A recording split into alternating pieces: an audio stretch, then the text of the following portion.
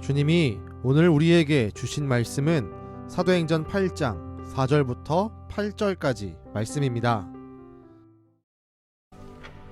그 흩어진 사람들이 두루 다니며 복음의 말씀을 전할세 빌립이 사마리아 성에 내려가 그리스도를 백성에게 전파하니 무리가 빌립의 말도 듣고 행하는 표적도 보고 한 마음으로 그가 하는 말을 따르더라.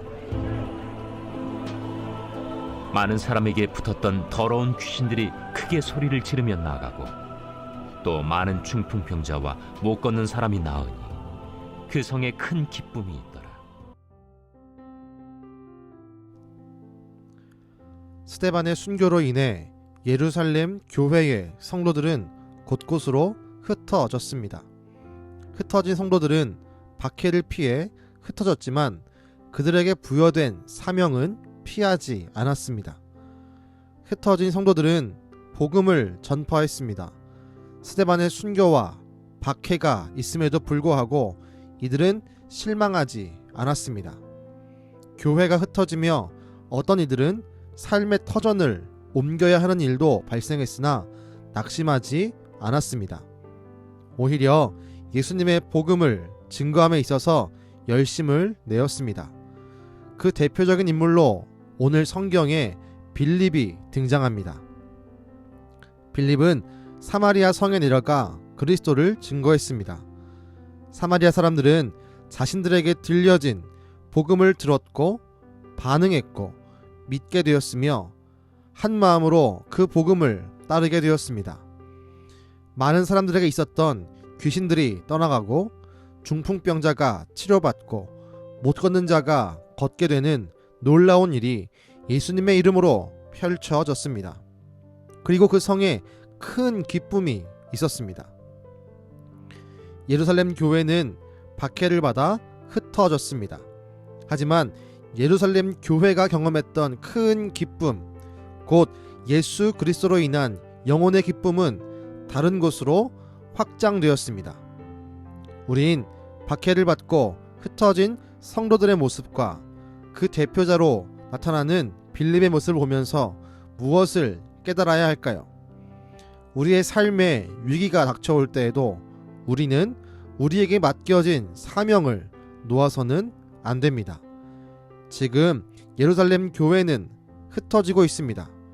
교회에 위기가 찾아왔고 성도들에게도 위기가 도래했습니다. 사울은 여전히 믿음의 사람들을 잡으려고 눈에 불을 켜고 달려들고 있습니다. 그럼에도 흩어지는 사람들은 복음을 증거했습니다. 자신들의 사명을 지켰습니다. 그 결과 단지 몇 명에게만 복음이 전해진 것이 아니라 사마리아 성에 구원받는 사람들이 일어났습니다. 한 명, 한 가정에 구원이 임하는 것도 놀라운 일인데 한 성에 복음의 역사가 크게 나타났습니다. 온 사마리아 성읍이 복음으로 기쁨을 누리게 되었습니다.